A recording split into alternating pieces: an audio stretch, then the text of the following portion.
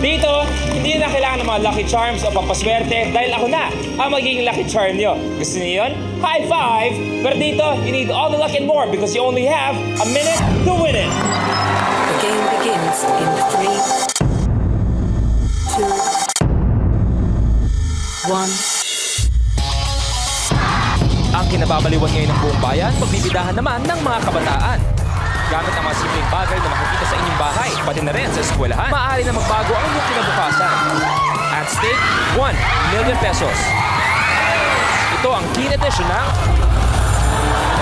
Minute to Win It. Kahapon sa Minute to Win It, si Zanjo, hindi lang tall, dark and handsome, madirect din sa mga challenges. Kabayingay!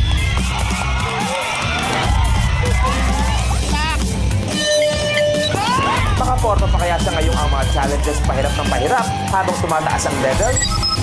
Today, kaya ang lucky din ng ating returning player